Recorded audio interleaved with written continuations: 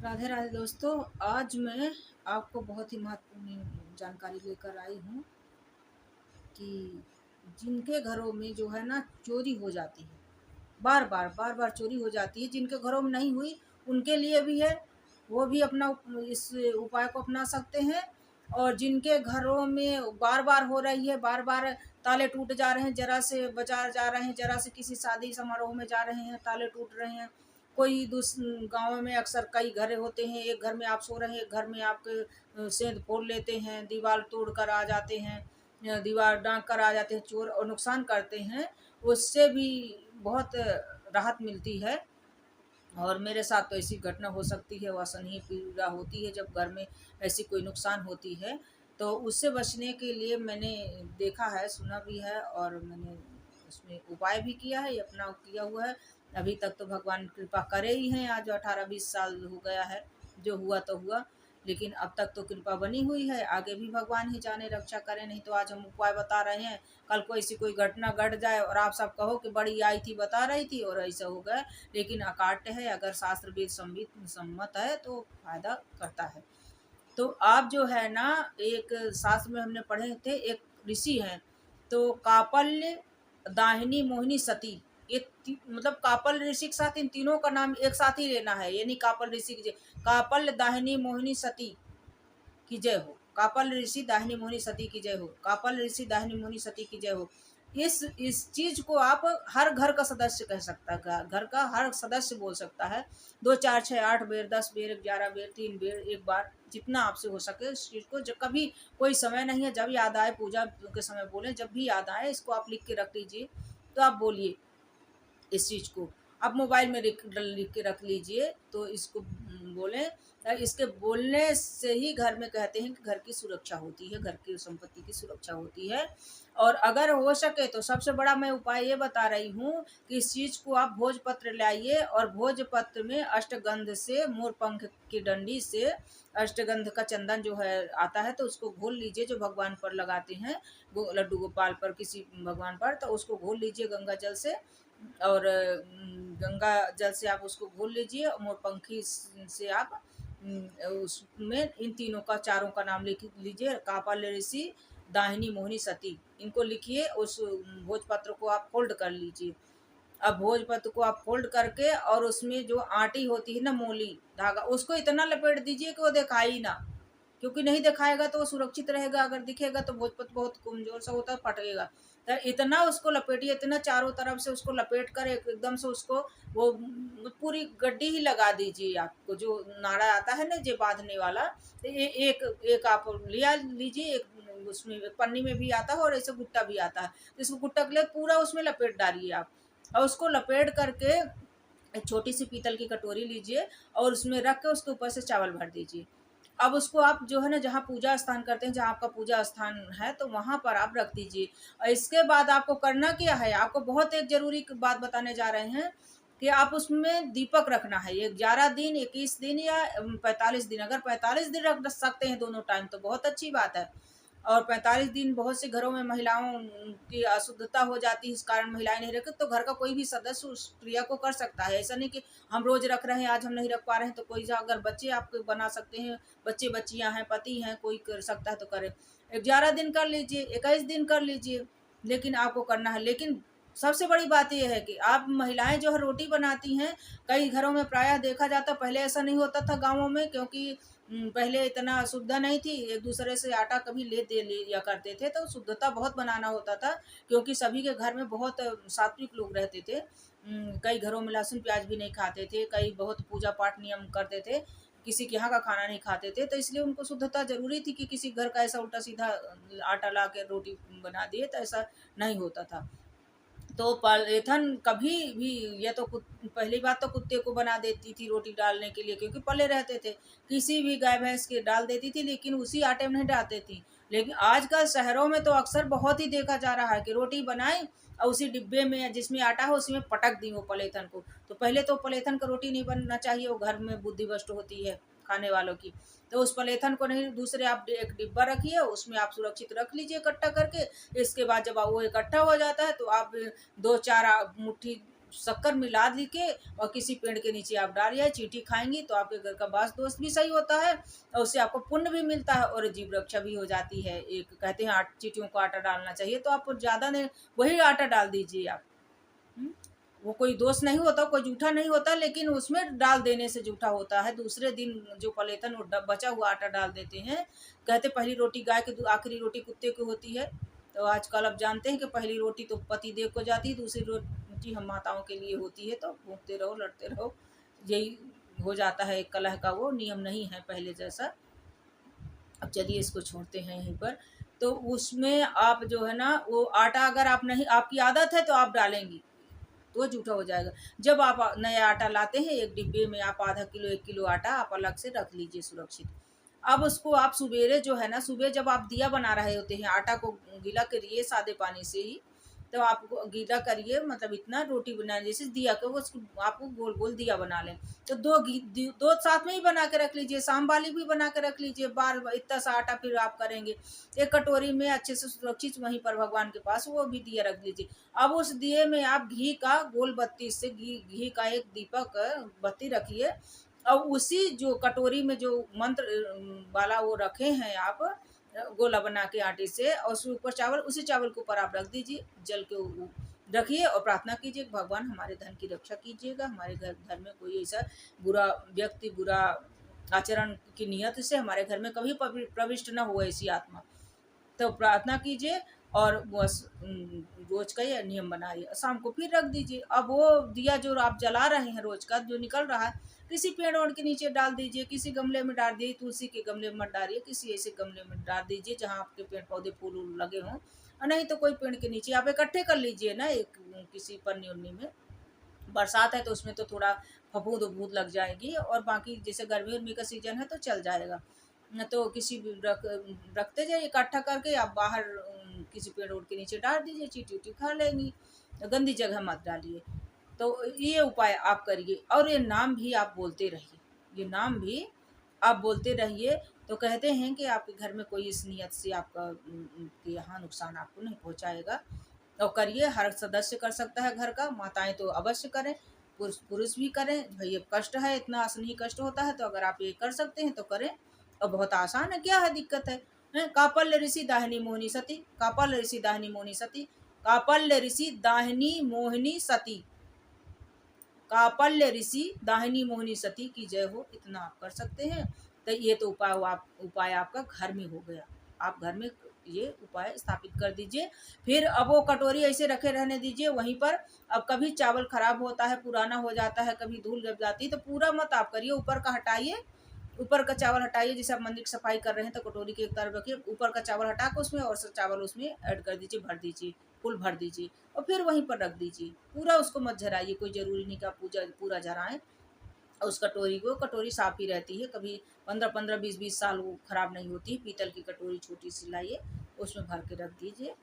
अब इतना तो रखिए कि वो मतलब वो भी हो जाए, ढका रहे, दिखे ना, ढका रहे उस चावल से। तो ये उपाय कर लीजिए। और दूसरी उपाय ये है कि आपकी जो अलमारी जो है ना, आपकी जो अलमारी है ना, हमेशा दक्षिण दिशा में उसकी पीठ होना चाहिए। दक्षिण दीवार में टिका के रखिए, और उसका मुंह हमेशा जो है ना पूर्व से उत्तर की ओर, दक्षिण दिशा में जब टिक जाएगी तो उत्तर की ओर खुलना चाहिए। यह भी ध्यान रखिए, जहाँ तहाँ मत रखिए, हैं।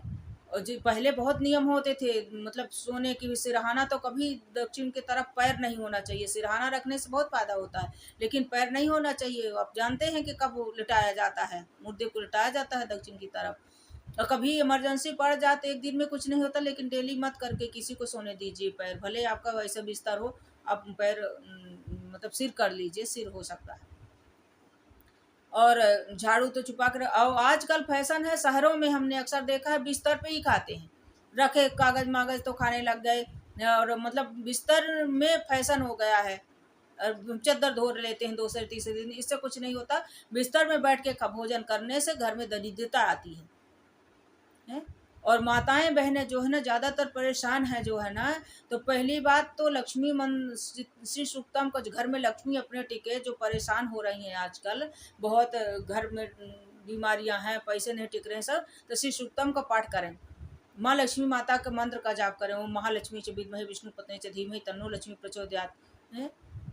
तो उसमें भी वो करें। और गायत्री मंत्र का जो है ना बहुत है। गायत्री मंत्र जो बोला जाता है तो 3 वक्त बोला जाता है गायत्री मंत्र। 3 वक्त का, तीनों का अलग अलग होता है। गायत्री मंत्र एक ही है।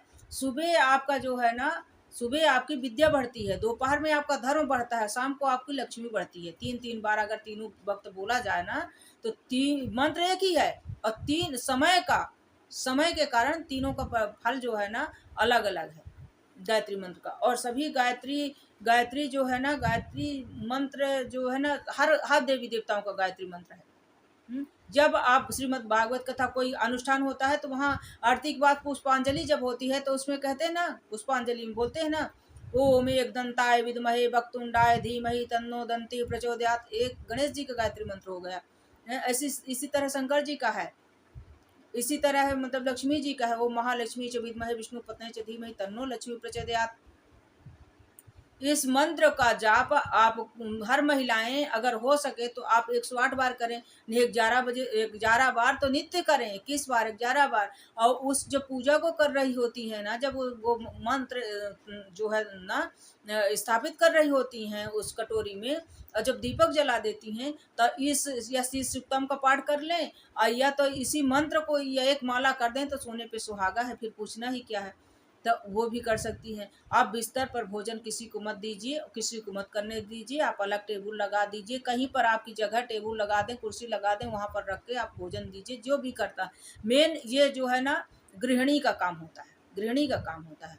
आजकल जो है ना भगवान को ज़्यादातर किचन में रख देती है, रसोई घर में भगवान का स्थान नहीं होना चाहिए। और कहीं बनाइए, ये बहुत ही कष्ट है भाई। अब एक ही कमरा लिए हैं तब वहाँ पर तो भाई आप नहीं नियम पाल सकते। अभी कोई किराए से रह रहा है, एक ही कमरा लिए है, नहीं है जगह तो। और जैसे सरकारी क्वार्टर है भाई, सरकारी क्वार्टर है तो 2-3 कमरे तो होंगे, वहाँ पर भगवान की व्यवस्था कीजिए, किचन में मत कीजिए। लहसुन प्याज आप वो करते हैं, खाना पीना दूषित भोजन भी बनता है, लहसुन प्याज तो डालते ही है आजकल। कोई जिनके घर में ना हो तो भी दूसरे जगह स्थान दीजिए। जैसे आपकी विडंबना है, नहीं है तो शयन कक्ष में दें, लेकिन पर्दा लगा दें। रात्रि में जब आप शयन करें तो आप पूजा के बाद उनका पर्दा लगा दीजिए, तो उसमें दोष नहीं माना जाता है। और जिनका घर है तो भाई एक बहुत बड़ा कमरा ना दे सके भगवान को तो छोटा सा ही कमरा बनवा दो। इसे भी बनवाते ही हैं और फिर दिखाएंगे, सब कुछ दिखाएंगे आलीशान, लेकिन कमरा भगवान का वही रहेगा जिसने सब कुछ दिया है, वो भी देखिए। अब ये हो गया, अलमारी का भी हो गया आपके। और जो भी वास्तु दोष जो है ना, वास्तु दोष जो है ना, जो आपके पहले नियम होते थे, कहाँ पानी रखा जाए, कहाँ झाड़ू, कहाँ क्या, तो ये अब कुछ नहीं रह गया ना। गांव में रह गया ना शहर में रह गया, जो चीज़ जहाँ होती है वहीं रखी जाती है। तो इससे जो वास्तु दोष नष्ट करने के लिए आप जो है ना, एक कटोरी या लोटा जो है पूजा का है, और या पीतल की कटोरी, पीतल का लोटा है या तांबे का है, कोई पात्र लीजिए। बहुत ज़्यादा गंगा जल नहीं तो आप 1 बूंद 2 बूंद डालिए और उसमें जल लीजिए। अब कुसा जो है,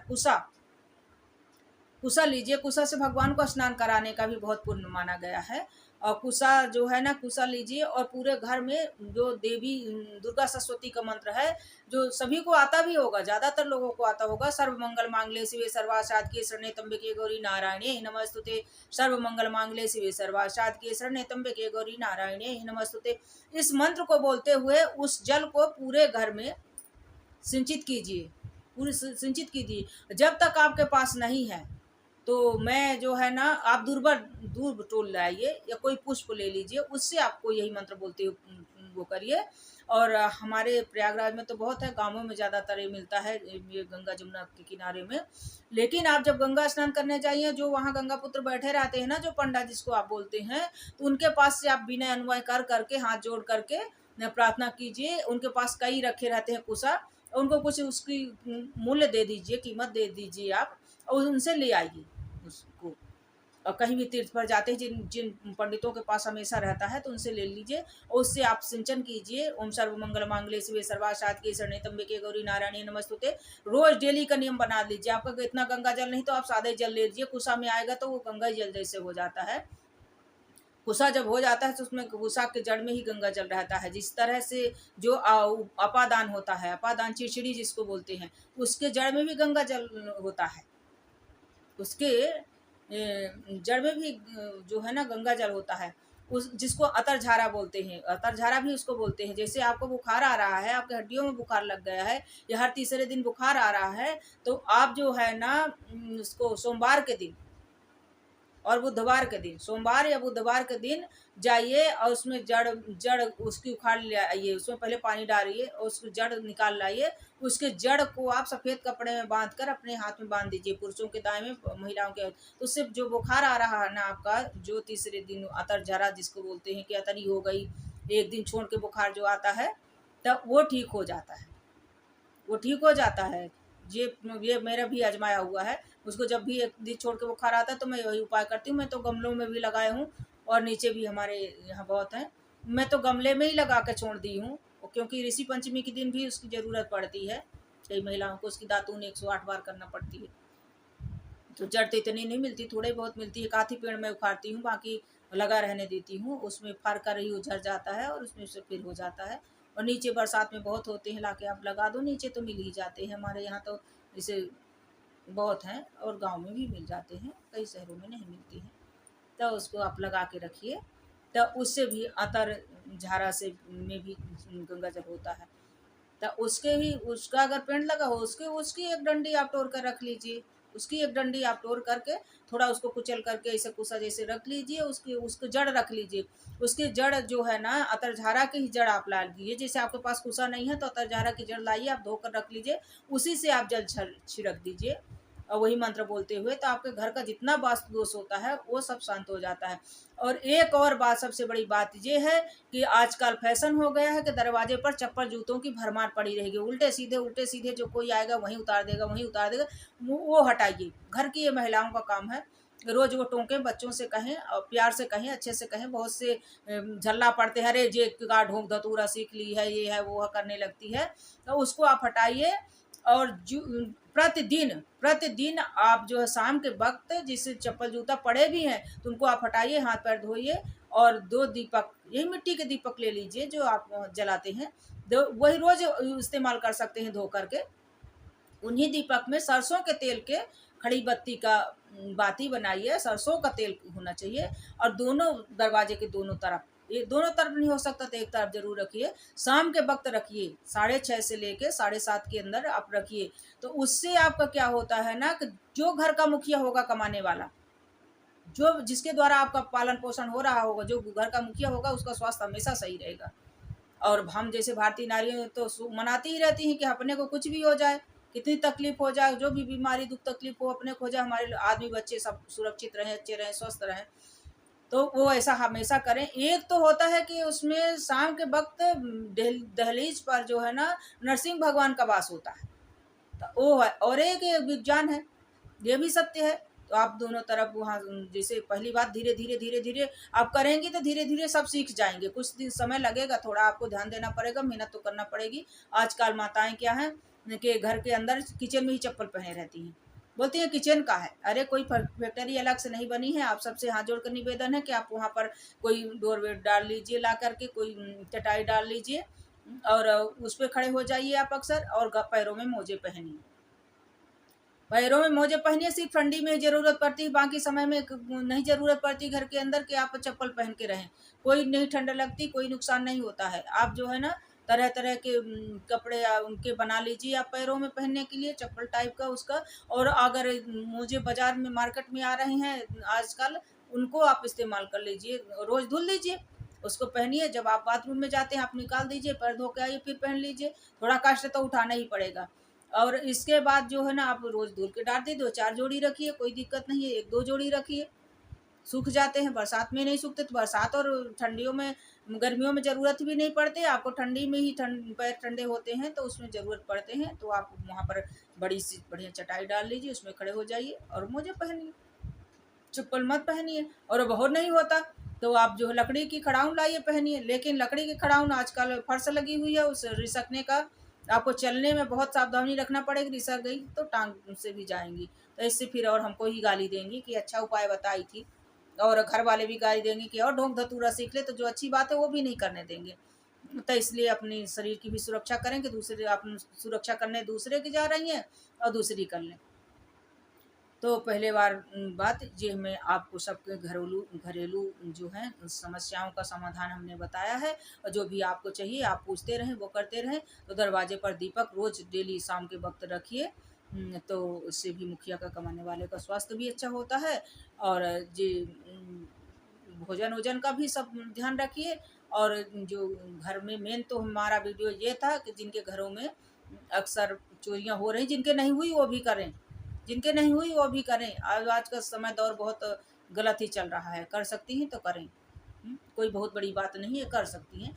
और नहीं आप वो मंत्र रख पा रहे हैं, वो कर पा रहे हैं, जिन तो आप बोलते रहिए, बोल सकते हैं, बोल लें, 2-4 बार नाम ले लें, 11 बार ले लें, 2 बार 4 बार आप नाम ही ले लें, लिख लें तो नाम ले लें, पूजा में ले लें कि हमको ये लिख के एक दीवार में चिपका दें, जहाँ आप ज़्यादा रहते निकलते हों तो आपकी नज़र ही पड़ जाएंगी।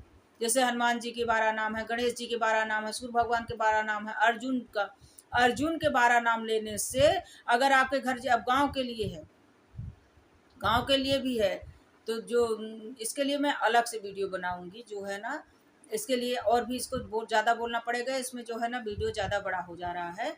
तो मैं हर को जो है ना बकतुंडे एकदम किस पूजा गरबा लंबोदर विकट में विराज धूम वाच विनायक गणपत गजानंद भगवान की जय। 12 नाम गणेश जी का होगा, हनुमान अंजनी सुतभाई पुत्र महाबली रामेष्टा फागुन सक पिंडाक्ष विक्रम उदय कर्ण सीता सुखना लक्ष्मण प्रणदाता 10 की पहा, ये 12 नाम हनुमान जी के हो गए। इससे भी आप घर से बाहर निकलें तो बोल सकते हैं, अपने अपने पूजा पाठ में भी बोलें। और जो है ना जिसको 7.5 चल रही है तो वो भी 12 नाम 12 ही बार बोले तो और अच्छा है। और शनिदेव के जो है ना वो बोले बीज मंत्र ओम प्राम प्रेम प्रम सह शनिचराय नमः। और शनिदेव का मंत्र है ओम नीलांजन समाभासम रपुत्तम यमागजम छाया मातंड संभूतम तम नमामि शनिश्चरम। इस मंत्र का भी जाप करें, ओम सन शनिचराय नमः करें। और मेन जो है ना गणेश जी का, हनुमान जी का ओम गंगणपते नमः, और हनुमान जी के 12 नाम, गणेश जी के 12 नाम।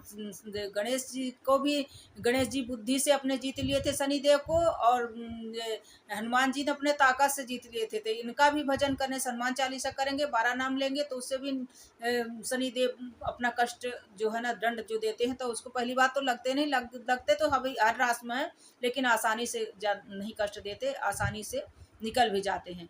तो गणेश जी का भी 12 नाम लीजिए, जिनको चल रही, जिनकी नहीं चल रही वो भी लें।